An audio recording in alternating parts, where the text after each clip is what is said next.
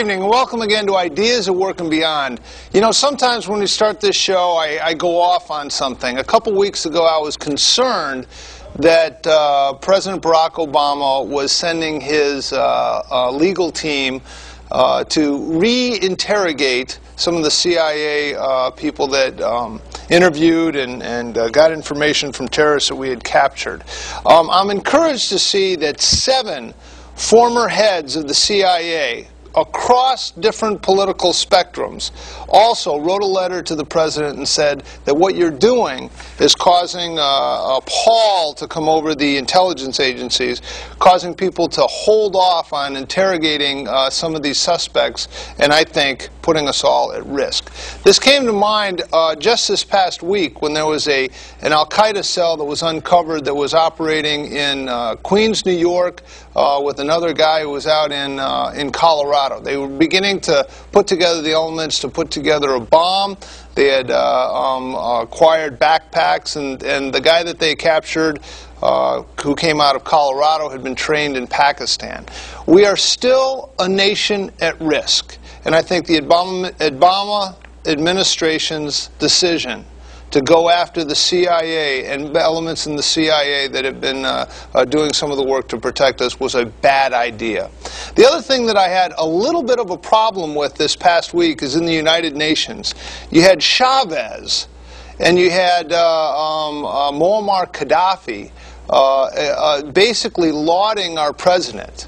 Muammar Gaddafi called him his son, the son of Africa, and Chavez was saying what a wonderful job he is and he wishes he could be president for life. It concerns me when you juxtapose that against the president of Poland, who's a little concerned as we begin to scale back our protection of that free democracy. And then you see the head of Israel, who's also concerned about having to go it alone against Iran.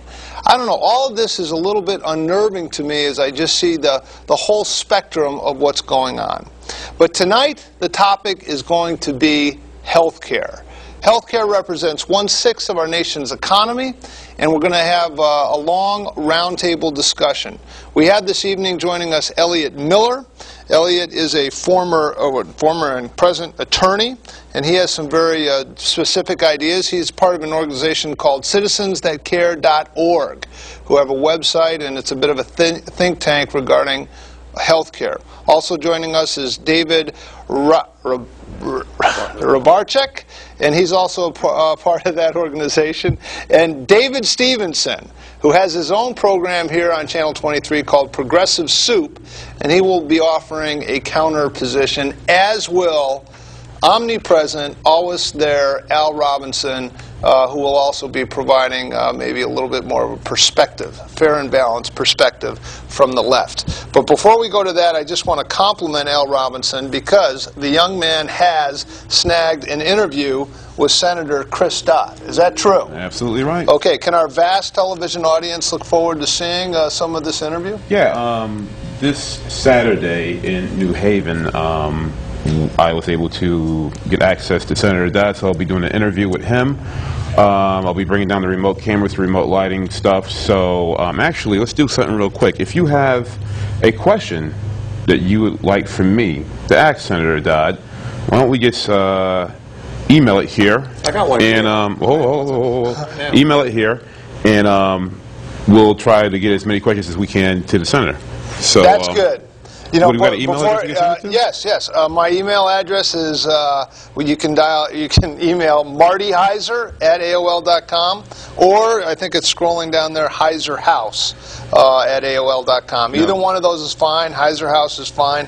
Email in your questions, and you promise to ask the senator these questions. I won't do softballs like you. Okay, that's right. Now remember, we have to have this stuff because we're doing it on Saturday. So let's say tomorrow evening. Right now? How about right now? Yeah, email it in right now. Email them in by tomorrow, no later than tomorrow. So I can get these things sorted out and sit down with the senator, and I will go at it. I have them for about a good hour with a bunch of other reporters in the area. So that's what blogging's all about. We're getting in there with the mainstream guys. Al Robinson has the juice. Okay, Elliot Miller. Let me just suggest Please, yes, please, let's have a question. Email him. Email him. We don't want to waste time here. No, verbally. We got all the time. All right, quick. Mr. Miller, go right ahead. Where's your mortgage papers? Why won't you show us and let us make copies of your mortgage information? Okay. Why are you hiding your mortgage information? Okay. He did handle like hundreds of billions of dollars of mortgage business for, I think it was, what was it? It's Countrywide or something? Countrywide, that he was. And he got the VIP mortgage or something like that? Which I can't imagine why he would be on the which favorite it was list just because disclosed. he's the chairman of the banking department for the United States Which it was Congress. disclosed he wasn't really a sweetheart of a deal, and he was actually slate clean of that whole matter. Oh, in a well then. congressional bipartisan manner. By the Senate. Bipartisan? A group of honest, integral people who never engage in any impropriety themselves. Well, are you saying they're lying in that? No, I'm saying. No, I'm just saying, are you saying they're lying? Oh, that's the other quote. No, I'll tell you the truth. I don't want Barack Obama to leave the presidency because we would then have Joe Biden, who is just as left-wing but dumber. All right, well, I guess the lines have been drawn, and this should be a very interesting show. Mr. Miller. Okay. Okay, you have some concerns about the present health care proposals that are in play, and could you share with our audience what those concerns are? And by the way, if you'd like to call in, the phone number is something with a 792-4101, or you can email your questions in as well, 792-4101. Well, what are some of your concerns? Well, my first concern is kind of basic. We're going to now, allegedly, bring 50 million or 47.3 million or many millions of people into the healthcare system who have not been there before, either because they're off the books of the world or because they don't want it, they can afford it but don't want it, but we're going to make them have all this healthcare. Then we're going to compel them to have insurance, or they're going to pay something which is a fine but not a tax. How are we going to do this for free without increasing the cost of health care? Now, all we hear is that we're going to bring these people on, and it's not going to cost the country a dime. The president has said he would veto any bill that costs this country a dime. So 50 million people are going to be treated. We have not enough doctors, but that's another issue, and we're going to cut back the compensation for the doctors we have, but that's still another issue. And we're going to treat 50 million or 47 million new people free. So that's one concern. Well, let's talk about that. David, you seem to be in favor of what the president is proposing. How would you answer that? I do not favor what the president's. Oh no, I'm sorry, David Stevenson. Sorry, David Stevenson. Yeah, okay, I'm very sorry. Sorry about that, Dave. Go ahead, Dave. Well, actually, you've convoluted a lot of issues together, and that makes it a little bit more difficult. Well, that's the beauty of a one-hour program. You can unconvolute us. Let's get going. Well, let's talk about it from two directions. Let's talk about it for two reasons. One's the moral issue, and one's a pragmatic issue. First of all, the people that you're talking about that we'd be bringing into the system, they're already there. If they're sick, they go to the emergency room. They don't go and get preventative medicine. They wait till they're sick, they go to the emergency room, and guess who pays for it? We do. We're paying for them anyway. Dave has a perfect answer to that. Okay, hold on. But go ahead, Dave. We're paying for them anyway. First of all, we're paying for them after the fact when they get sick rather than when they're healthy, to keep them healthy. Additionally, you have the moral perspective, is that this is the right thing to do, just like having everybody pays for automobile insurance, whether they want it or not. And I'm wondering if you would argue against that point and say that people should have the option of having auto insurance. Well, there are many big differences. First, as to your first point, that you pay for it anyhow. Dave has a perfect answer to that, which he will give you.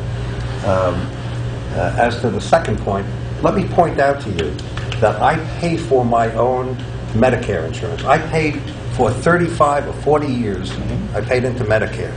These people are just going to get it free, without paying for anything, whether they're here legally or they're not. That has nothing to do with car insurance. That's a spurious analogy. It's a non-analogy. Dave, do you want to tell him your other point? Well, no one has a right to drive. It's a privilege to drive a car, and that's the rationale for requiring automobile insurance. The only way you escape a individual mandate under any of the Democrats' bills is to die and not live. So the fact of living forces you to pay this tax or penalty or however you want to call it. With respect to the what was the issue again? That we pay for the emergency room care. We pay for it anyway. The HR 3200 and the Senate bills and Obama's proposals have this dimension of morality. There is nothing that distinguishes these bills as being particularly moral. In fact, I find the argument that there is a moral connection here to support these packages is repugnant. It's specious. It's delusional. It's democratic. It's alliterative. Ouch.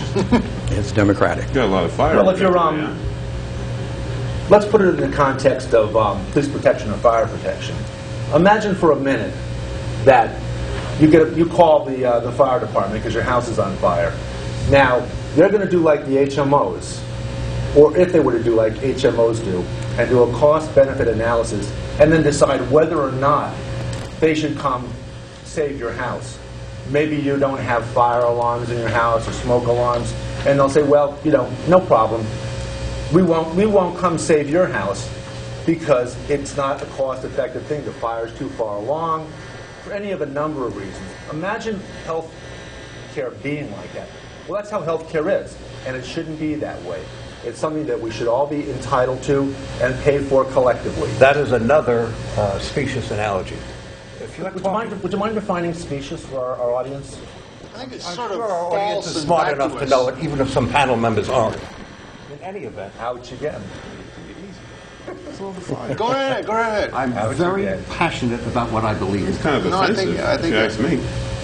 Sorry. I didn't think I did. All right. Well, I'm not feeling belittled at all. all right. Not that there's not an effort. In any event, no, I'm not addressing it at you. I'm addressing it at your policy and your programs. It's not at all personal. In any event, this business about insurance is specious because you're talking about a social policy. You're not talking about insurance. Insurance involves pooled risks. Insurance does not involve. Let me use your own analogy. Do you think insurance involves writing a policy of fire insurance after the house is burned down because the fireman didn't get there? I mean, that's what dealing with pre-existing causes is. You're saying, Democrats, the bill says, that you don't take pre-existing causes into account. But that's like saying, the house burned down, now we're going to apply for fire insurance on it. That's not insurance, that's a social policy. We can argue the merits of it as a social policy, but don't disguise it as insurance. I'd like to clear. I've been told we have to take a quick break, which we will do. And caller, if you're on the air, just hold the line. But we will be back in about 90 seconds. We'll be right back.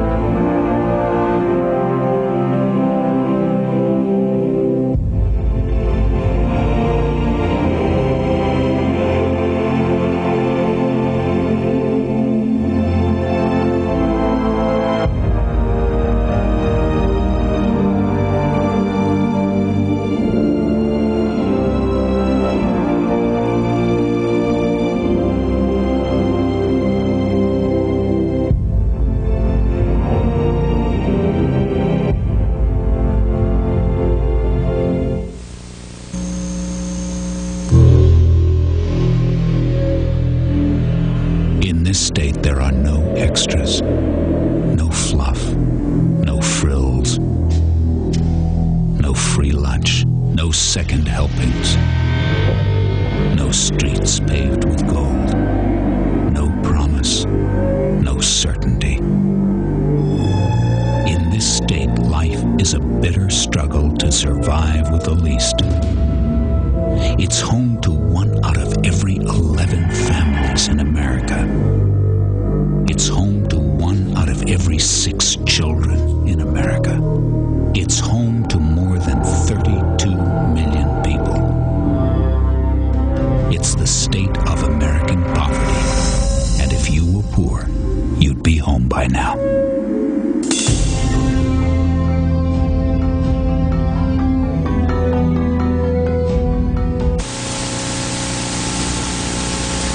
Why is it you two have so much trouble communicating? I don't like the way he talks to me. He doesn't have to use that kind of language. All I said was that you had a big osteo fight. Oh, okay, well, what about the secrets you kept from me? Oh, so I didn't tell you about my drug allergies. Big deal. That could have been nasty. Ooh. Okay. So, how come I always have to go to your place? I'd be happy to come to you, Judith. I can't fit the x-ray machine in my car.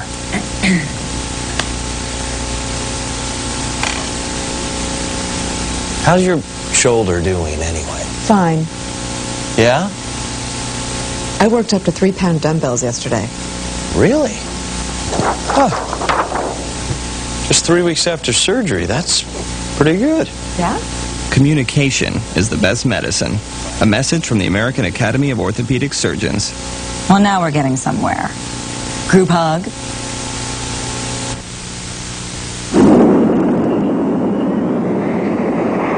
Hi, I'm Major Samantha Weeks. I get to live my dream every day of being an Air Force fighter pilot and flying the most advanced aircraft in the world. Before I could ever climb into the Thunderbird F-16, I had to prove my flying skills through intense training, hard work, and determination. The road to my goal was long and challenging, but the reward is out of sight. You too can live your dream and accomplish anything when you set your mind to it. I thought indoor tanning was safe. They said their tanning rays were less likely to cause a sunburn. What you need to know is UV light from indoor tanning can cause premature aging, including wrinkles, sagging, and age spots. So instead of making you look cool, it can make you look old. And even worse, UV light can increase your risk of skin cancer, including melanoma, the deadliest form of skin cancer, especially when exposed at an early age. And treatment can be surgery, and sometimes even chemotherapy and radiation. In fact, current estimates are that 1 in 5 Americans develop skin cancer, and 1 person dies from melanoma about every hour. I don't want to be one of them. I don't want to be one of them. I don't want to be one of them. This message brought to you by the American Academy of Dermatology. I'm telling you, indoor tanning is from the Marine Corps to a vitally important commercial about indoor tanning. For those of you out there that are contemplating tomorrow going to tan indoors, I suggest you not do that. Better join the Marine Corps, because when you're a Marine, you get to exercise outdoors and you get a natural tan. But that inside tanning just won't work. I never understood the whole tanning concept. I just don't get it. Thank you for that perspective. We cross all barriers here at Ideas of Work and Beyond. We were just talking during the break, and it's interesting because I think as this breaks down with my friend from Progressive Soup, David Stevenson, which I can recommend that program, and Al Robinson, they would propose that health insurance is a moral right and that the government is somehow obligated to provide that health insurance. I think without speaking for my counselor friend Elliot Miller and others, they would say that that's not exactly the case. I just want to share briefly, my wife is from Canada, and we had the following discussion with my brother-in-laws. In Canada, if you have a child, the government will pay for like a year salary after you've had the child. And they say, well, that's important. The government should pay for that. And I suggested to them, I said, well, you know, that second year after you've had a child, that's kind of a tough year, too. Don't you think that the government should pay for that as well? And really, the third year after you've had a child, well, you're just really in some of the important developmental stages. Shouldn't the government pay for your salary during that year as well? And then at some point, you have to ask yourself, where does freedom end and the nanny state take over? And I think, in essence, that's what is the crux of this debate, Is health care a right and should be provided by an all-providing, all-encompassing, all-taxing government? Or is it something that as free individuals we should be able to pursue on our own and acquire on our own? I think that might be the crux of it. But Mr. Miller, you were speaking and we were interrupted. Hopefully the mics are better, but go ahead. Okay. What I was saying,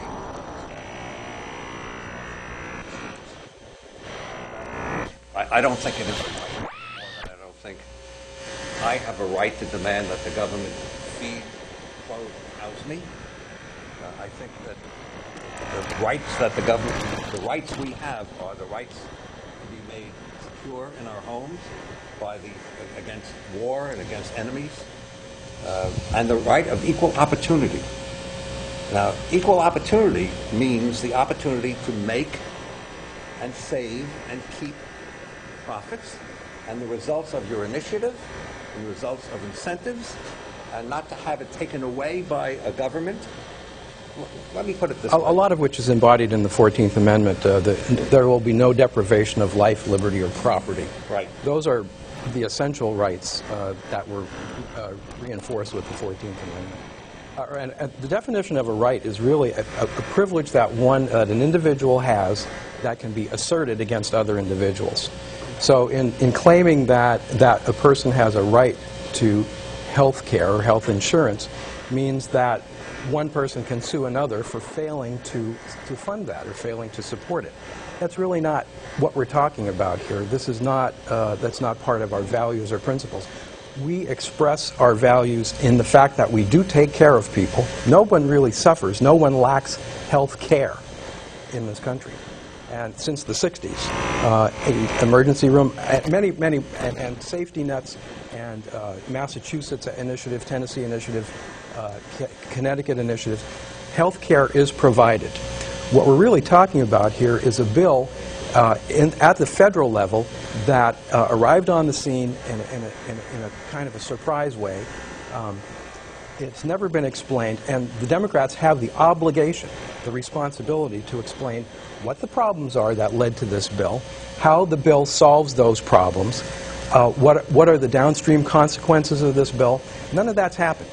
What we have are these vague references to out-of-control health care costs. We need universal coverage. We need to improve the quality of care. None of that's in the bill. There are two other things that haven't been explained that are equally important. Number one, if this is so great, why won't the congressmen apply it to themselves? Why should they have their own separate, better, gold-plated bill than that which they are trying to impose on the rest of the country? And number two, if this is so spectacular, why won't it take effect until after the next presidential election? Well, okay, you brought up David Stevenson. Rather than again throwing 3 or 4 things together and trying to, I think, convolute the issue, let's go back to the people that are really being wronged most by HMOs. Well, what about these two questions? And that's the people that are covered. People that are actually covered through their employers. And their policies are wonderful. HMO coverage is wonderful until you need it. And there are so many times that people that have insurance coverage think they have insurance coverage, they need it, they go to use it, and bang, they're cut off. The insurance companies are looking for any and all opportunities to deny coverage. Do you think it would be better if the government's running it? Well, the government's not for profit and insurance companies are, and that's the difference. Are you for profit? And also, are you for profit? That's not the issue. It is an issue. Are you in favor of profit in this country? Yes, I am. Are you in favor of a free market in this country? We don't have free market anymore. That's not my question. We don't have are you in favor of one? Yes, but we don't have that anymore. Should we have one? We have with Should we have one? With HMOs, we have a question through without you Can I interjecting answer so the many question? times. We have HMOs are capitalism run amok. It's not really capitalism. What does that mean? It means they own too much say in the government. Who decides what's too much? I mean, how many questions are you going to jump in? Hold on. Just answer the question. Who decides what's too much? HMOs have too much influence. According to whom? According to you. According to anybody that knows lobbying. Okay. Mr. Robinson. Thank you. My gosh. To interject what you were saying there about HMOs and your coverage going away, a few weeks ago there was a rally, a vigil on health care down at the Danbury Public Library, where a lot of these stories were coming out as well, like people thinking they had certain coverage until they really need it and find out they did not have it, people trying to get health care, people who having small businesses who tried to get health care, and time again they're just getting hammered by HMOs. Who was it, Blue Cross? They were talking about jacking up premiums up, I think, over 20%. I think Blumenthal's trying to do something to stop that. Yeah, there's a lot of problems with the health care system as we have right now. And pertaining to health care for everybody, yeah, we have something like that, but do you really want somebody who goes to the emergency room when they get sick, you know, because they don't have the proper care to take care of themselves, or they can't afford proper health care? Next thing you know, they're going to the emergency room. That costs a lot more, and I mean a lot more than just your regular person on health care going to regular checkup visits. One of the big things that people scream about in terms of illegal immigrants or undocumented immigrants is that they're costing us so much money because they're going to all these emergency rooms. Well, naturally, doctors don't want you to go to an emergency room. Emergency room should be for emergencies, not for like general health care. And a lot of people are doing that, either documented or undocumented, regular Joes or whatever. I think that's one of the big problems with the whole health care system right now, is that there's just a lot of out-of-control expenses and things are just running amok, especially when you have HMOs or insurance companies just jacking up premiums to ungodly levels. I mean, one of the great rhetorical arguments that I hear constantly about government-run insurance policies is, do you want a government bureaucrat to get between you and your doctor? Well, we've had that with HMO bureaucrats for decades now. HMO bureaucrats get between us and our doctors constantly. I don't know why. Let me ask you a question. Do you really, in your heart of hearts, believe that if the federal government takes over health care in the United States, that there will be $900 billion worth of savings due to waste and fraud, that they will be able to ferret out because the federal government can run things so efficiently? I think that's a little misleading. Let me answer. Well, it's misleading. That's what the president said. If we're discussing, I can quote you from his speech. If we're discussing federal insurance policies versus HMOs, I'll answer it in one word: Medicare. Medicare works pretty darn well. And you'll answer that, I'm sure, by saying Medicare's going broke. Well, guess what? Medicare is going broke, and all these government programs are going broke because we have a capped amount that you can be taxed on at about $110,000. Okay, let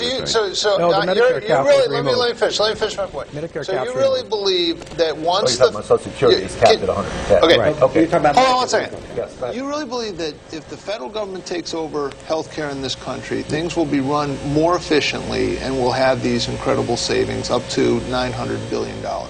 Is that what you're saying? Ask people that are under Medicare if they like their policy. If they like that's not. Hold on. That answers your question. No. Look, this is just sort of American citizen to American citizen. All right. This isn't. I'm not trying to win a debating point. I'm not trying to play. I gotcha. We're both fighting for our country, and I think we probably have a lot more in common on this than we think. I'm sure we do. I really do. But I mean, okay. Well, we're all Americans. Yep. But I mean, reasonably, can you show me one program or one thing that the government has gotten involved in that at the end result we say, boy, good thing the feds got involved with that because now things are swimming along great and expenses haven't gone through the roof? Good federal program? Medicare.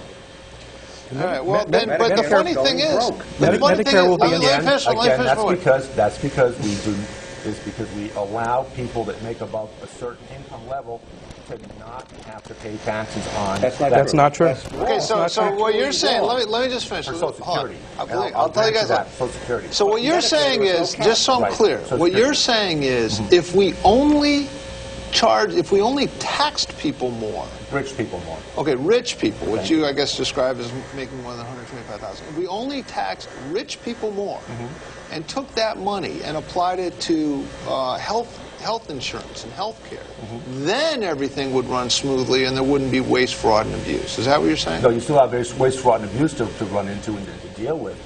But things would be, Medicare and Social Security would be set, would be solid. Okay, so let me, please. It's my show. You guys can get your own show. Okay. Just cool it. So I just want to so you really believe that if we tax more and give more of this money to the federal government, that things would really run great? That's your position.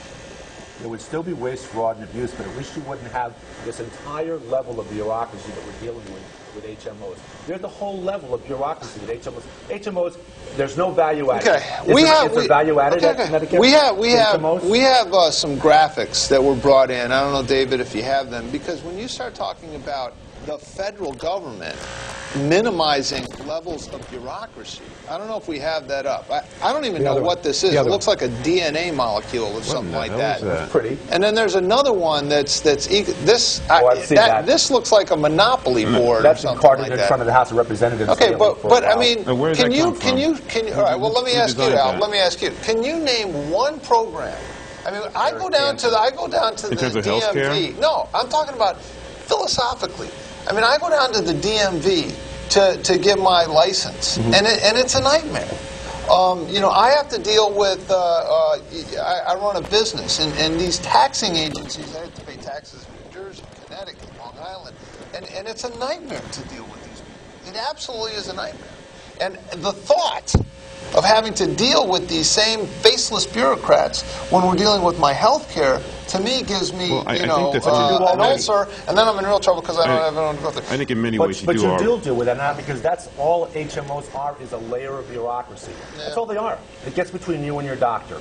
So we're going from a bureaucracy to a bureaucracy on steroids. HMOs have always been a long problem. Like, for instance, I have a family. I have a little daughter, and I shudder to tell you, I think we talked about this a few times, how much I'm paying per week for basic health care.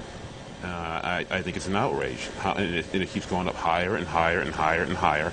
And I know of many people who, like, when you use your health care when you need it, like my wife. My wife has certain ailments that require certain treatment, and some of the stuff is not within the HMO plan, so we got to go out of service. The fees are astronomical, and I think that something needs to be done in terms of addressing some of the problems that are within the current system right now, because it's quite clear that a lot of these things are broken. When you have, again, Blue Cross Blue Shield trying to jack up your premiums to like 25 to 30% higher, that drives me nuts. I mean, it's really taking a lot of money out of my pocket. But you're addressing the wrong solutions. No. Just a quick moment.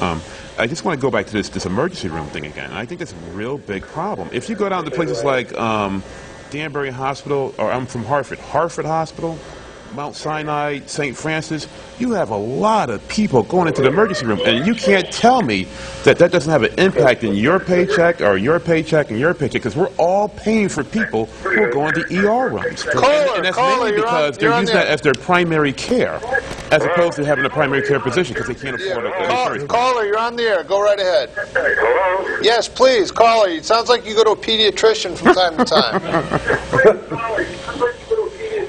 Turn down the volume, please. Good. Thanks for calling. Please speak. You turn your TV off. We're on a delay. Occasionally Al swears and we got to cut it off. Well, what the? So just talk. Sorry about that. Yeah, we're good. We good? I'm begging you to talk. Go ahead. Okay. The question is our health care. If we let the government take it over, why would we want our health care, a trip to the doctor, to look like a trip to the DMV or the post office? Isn't that the real question? That's what I've been trying to say, but my progressive soup friend over there says, no. If we just tax people, the rich ones that make more than 125, not like me and you. We'll get it off the rich and everything will be golden. So I kind of agree with what you're saying. Tell them if they want to live in Sweden, they can live in Sweden, Marty. Sweden's a good place to go. Can I address that? I've been accused of being snarky. Is that a bit? I think his snarky comment is spirits. What do you think? Okay, go right ahead. Please, I want to address Alice. We're all working our $20 word tonight. There are problems with the healthcare system, but one issue that I have two solutions. So do you believe that the ER rooms are costing us, or a problem? People going to the ER to the primary. On this, and I haven't heard. Do you think that individuals who are going to the ER as their primary care is a problem. Yes. Yes, yes. Okay. But there are other ways to deal with it, and How? there are other ways to deal with the whole problem. Okay, but just how would Caller, you're on the air. Yes, hi. It sounds like a good show. Unfortunately, we couldn't hear it the last 15 minutes because of audio problems, so I hope that's taken care of. Oh, come on. That's your tax dollars at work Mr. here at Monda. Comcast Cable. Listen, do not always use this excuse that the emergency rooms are overflooded. It would save us so much to get rid of the emergency room expenses. It's spineball Democrat Congress created a law that forces the emergency rooms to accept people that aren't going to pay. What are we going to have them do? Die in the streets? What did they do What are you before talking that? about? What did they do before that? They didn't die in the streets. They had to make an arrangement for payment. And then they would donate, the hospitals donate free services. They were indigent. This is part of our... The healthcare systems in Canada, as you know, Marty, because your relatives suck, right? Oh, it's Frank. Yeah. There's some cautionary tales from socialized medicine, both in Britain and Dave, my Canada. friend Dave, you said that our healthcare system, our insurance is pretty good until we need it. The same goes in Canada and England. In England, it's their logic that if a senior citizen needs a hip replacement, it's likely they're going to die in a couple of years. Why spend the $80,000 on them and they don't? Yeah, there's certain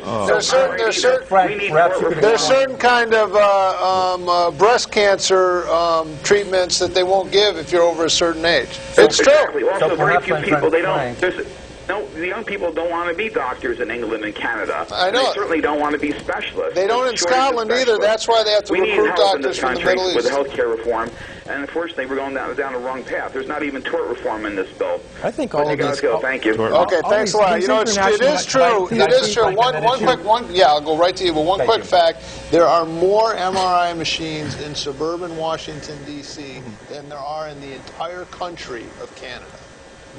You get better care. I think there are more people in Washington than there are. Well, that could be too. There's a lot of open space in Canada. I'm still waiting. But I'm saying that a free market approach to healthcare seems to be the best approach. I'm going to go to Mr. Stevenson, and then we're going to go to Mr. Miller. Well, I would ask Frank Monda to explain why, if healthcare is better in the United States than in any of these other civilized countries in the entire world, why our infant mortality rate is higher in the United States, and why our life expectancy is shorter than all these other countries. I have some answers for that. Our infant mortality is higher because we do a better job of measuring it. You have to look at the measurement system as well as the measured result.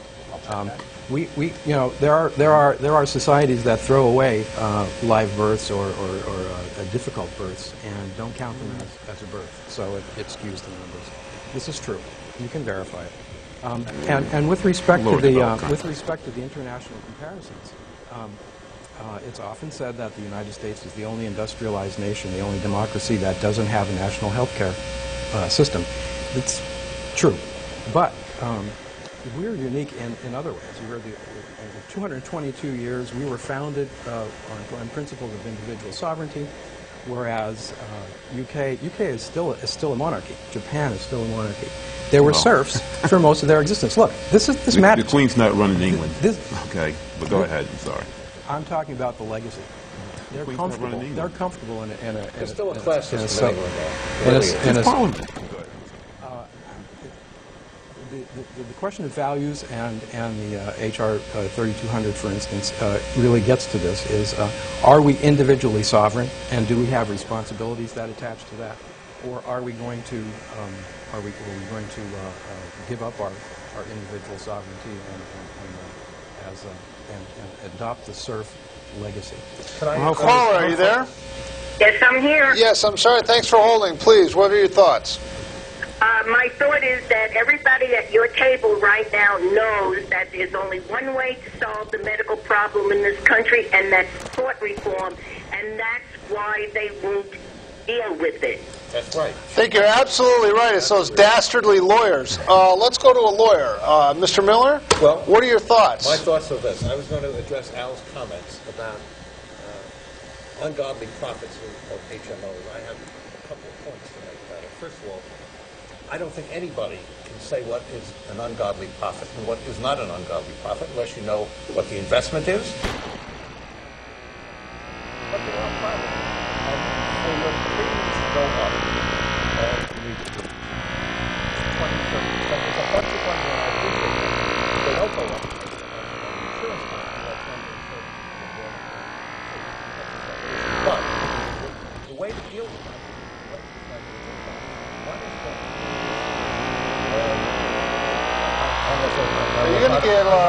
invited to the next trial lawyers cocktail party? Or? I was never a personal injury lawyer, so I can speak objectively.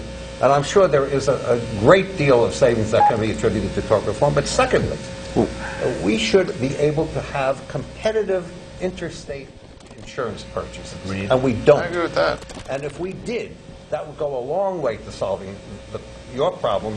How so? Because you could compete. You could have somebody in New Jersey competing against an HMO in Connecticut. You could have somebody in Iowa competing against an HMO in Connecticut. You can't buy insurance, health insurance now outside your state. Are you talking in terms of if I'm working at a company, I would have my employer can have the option to go to an out-of-state if they wanted to? Yeah. Currently, most states have but basically, it still means that's the employer doing it, not you having a choice, but more your employer. That's a fallacy. That's a problem. Caller, are you there? Yes? Yes, please. What are your thoughts? Yes, what are your thoughts? Well, you also have to remember the reason why the insurance companies don't let people buy out of state is because the cost of that medical coverage is different in every state.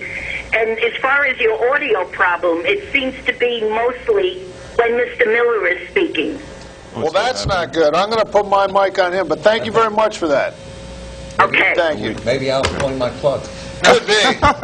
Let me tort reform. I hear that a lot. This show has been sabotaged before, but that's another. I hear a lot about tort reform, and I wanted to do just a tad bit of research on this. I have a CBO report here from January 2004. I just want you guys to respond to this here. It says here, evidence from states indicates that premiums for malpractice insurance are lower when tort liability is restricted than they would be otherwise. But even large savings in premiums can only have a small direct impact on health care spending, private or governmental, because malpractice costs account for less than 2% of that spending. All I can tell you is that a baby doctor has to pay $200,000 for malpractice insurance. Right. $200,000, I don't care how profitable your practice is. That's a good chunk of it. It says it accounts for less than 2% of that spending. The total malpractice. So this is a CBO report. I understand. Yeah, okay. I understand, Al. The total malpractice picture is not just the premiums paid. It's the practice of defensive medicine. It's ordering tests and regimens that would be unnecessary, except they serve to protect the physician or the hospital, and that's been estimated by government sources as well as possibly $100 billion a year. The practice of defensive medicine. Would you agree with Howard Dean, the head of the Democratic Party? Some people would state that it's defensive medicine. Some other people would state that it's HMOs making extra bucks off of patients with unnecessary things. Well, he's correct about the $100 billion, but keep in mind, though, that is about 2% of the total cost of health care in the United States each year. Let me just put it this way. Are you in favor of tort reform? Absolutely. Are you in favor of tort reform? Absolutely. I don't think it's... The problem is... Because I feel like we really we're together on this. Sorry, I'm not from Kenya, so I can't do that. Oh, okay. But it is everybody, I think, recognizes that tort reform is necessary, but I think that the benefit of tort reform is overstated by quite a bit. I agree. It's a part of the problem. Marty, it's a step in the right direction. Yes. $200,000. This is a quote I got off the internet, so you know it's true. Yeah. Well, it is true. Yeah. No, $200,000 for insurance premium for primarily women doctors, doctors that are associated with that. That's a huge chunk. That's a lot of money. Yeah. That's a lot of money. Marty, the total cost picture is more than tort reform and competition among the and competition. It includes. Good place to start, though. They need to be part of the picture, but consider that Medicare pays below market rates, and Medicare is the 900-pound gorilla in the room. 40% of all health care, I believe that's the number, comes from Medicare. And when they underpay for value of services, then private insurance and individuals need to pick up the cost. Another dimension is third-party payer. Yep. That is corrosive. As a consumer of health care, when I pay $5 for an office visit, that's not a deterrent to me to be careful about my office visits. My employer's paying it. I don't feel it. I experience the loss because it comes out of my wages, but we need to move more of the feel of the cost, the impact of the cost, to the consumer. But then Al's problem is that like many people, it's going to impact him disproportionately to what it would impact you. And I'm sympathetic with that, but I still want to come back to this because you use the phrase ungodly profits. And I don't, talking about HMOs, you talk about ungodly profits. I think you really have to keep bear in mind that while it's a hardship for you, if there were no profits, it would be a greater hardship for the whole country. The insurance industry works on profits, and not on social programs, but on pooled risk. And they have to pay for it, and it's got to be paid for. It is paid for it. It's just like, did you have any problem with gasoline when it was like $5 a gallon, and oil companies were making ungodly profits? What was ungodly? What? Let me tell you about the ungodly profits of the oil companies. You know what their return was? What percentage do you think? 8%, I think. 8%. That's not ungodly. Most companies can't stay in business if they make 8%. The cover of the New York Times today, if you look on the cover of the New York Times, it talks about the oil fields that they have found in the last 2 years. That drink my milkshake concept? Yeah, it's a drink my milkshake thing. Yeah, for those of you that saw that one movie, that's what you're talking about is how the Chinese are drinking our milkshake off the coast of Florida by tapping oil. Please keep in mind when we talk about the New York Times, we got to protect the caribou. As being a liberal paper, understand. New York Times, socially liberal, but when it comes to corporate decisions and corporations, the New York Times is right there. I agree. With corporations. Well, they're a corporate paper.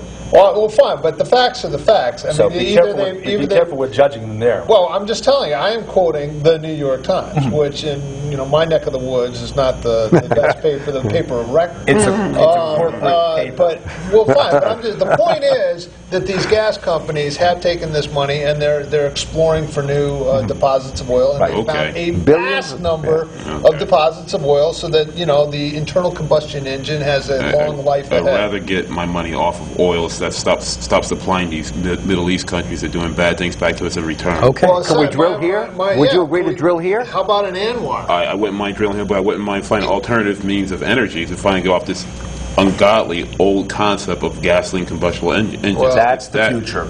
That's a long way in the future. But Al, it doesn't have to be that long in the future if we actually start moving in that direction. You know what? If we had natural gas vehicles, do you know how many bald eagles have been destroyed by those goddamn windmills? Call the Wambalands. I'm in favor of windmills. How many? But like thousands really? and thousands of these bald eagles getting chewed up because they're flying around going, "Wow, there could be something I could eat." Are you kidding me? I'm telling you, look it up. You shoot caribou. You worried about it? I think a bald eagle is a beautiful. Thanks for the caribou, guys. I think a bald eagle is a beautiful bird, and I'm just saying that some of these alternate forms of energy, as desirable. The guy lives in Alaska. I'm sure Sarah can give you a house. Why do you think, Al? Why do you think the Democratic Congress is not advancing, has bottled up a bill to encourage the use of natural gas, which is plentiful, cheap, and clean in the United States? I think. Why is that happening? I think we're talking about a Democratic-controlled Congress under a Democratic president, that we have to have a set of priorities right now. And right now, we're dealing with a big issue in terms of health care. I think one of the complaints that people have also is that maybe this president's taking too many things on at the same time.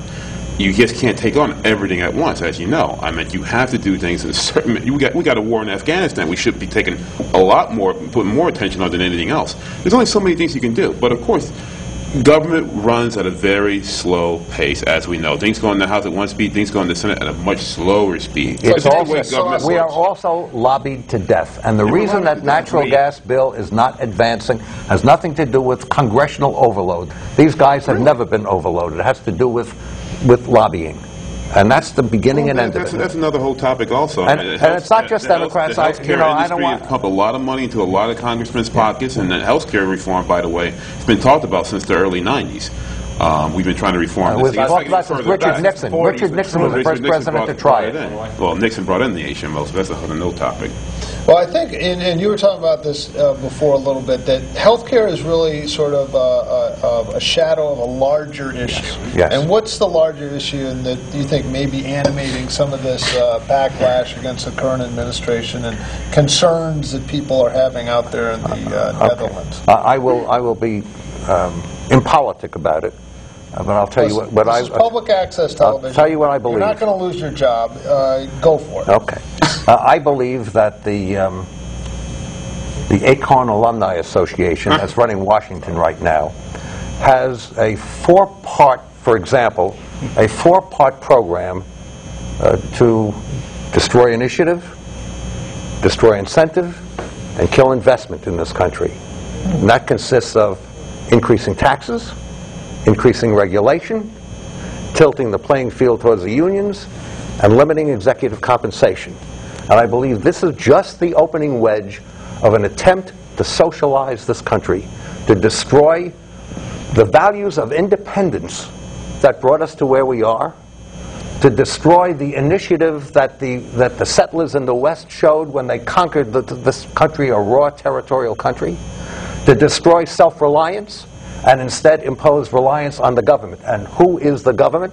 Just a bunch of guys, but people think it's the government. They'll take care of us. And politicians are great at promising things that they can't deliver.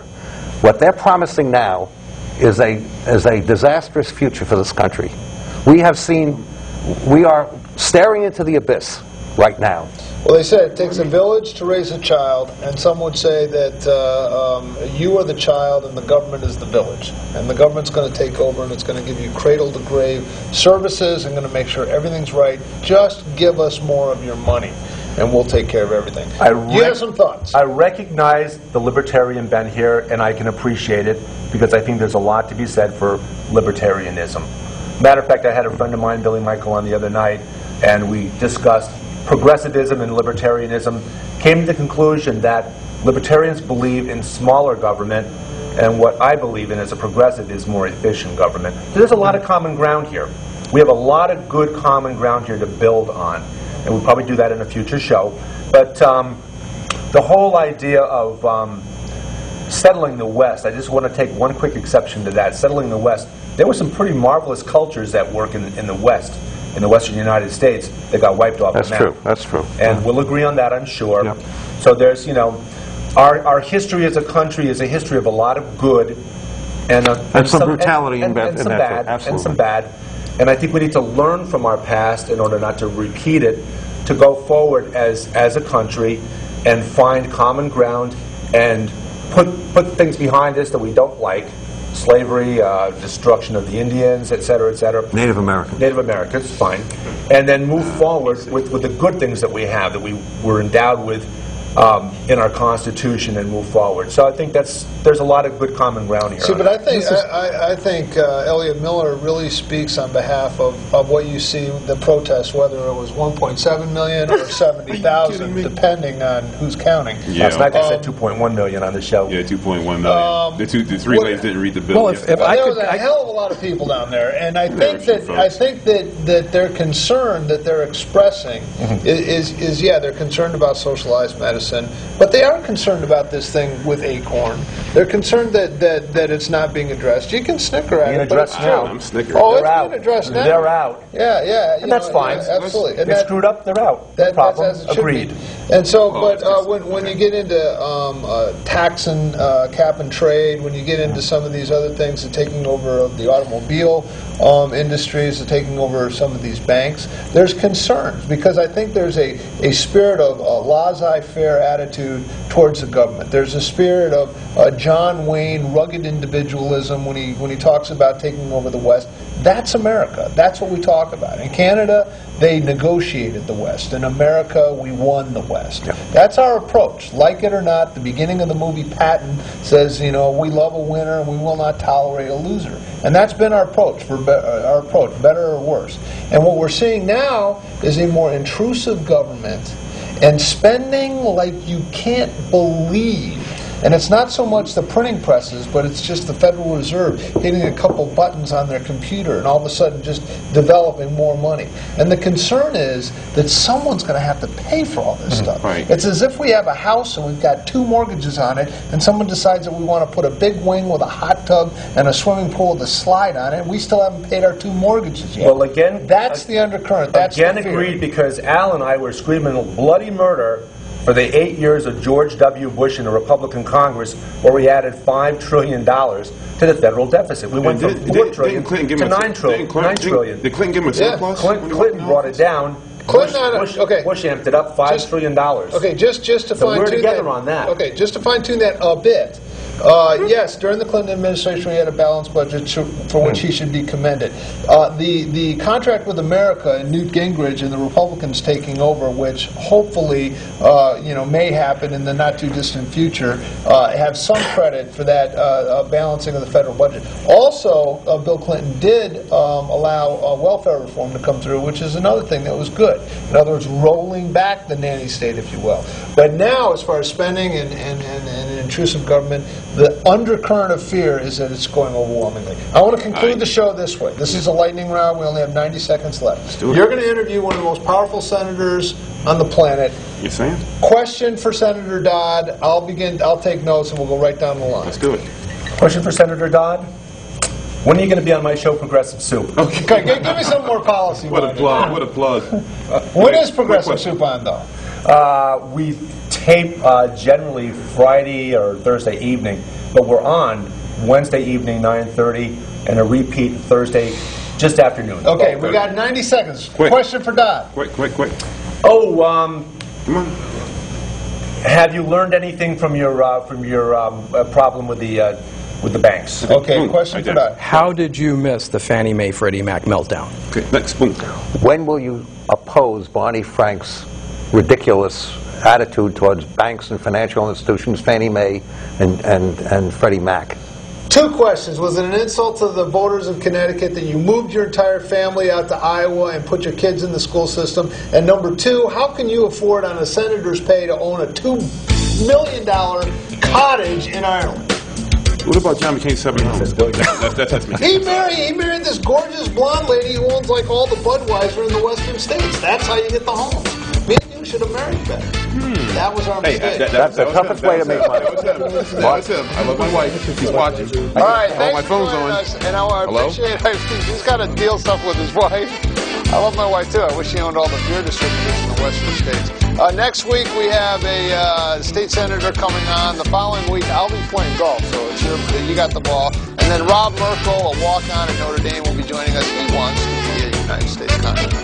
Thank you all for joining us. See you next time on Ideas at Work and Beyond.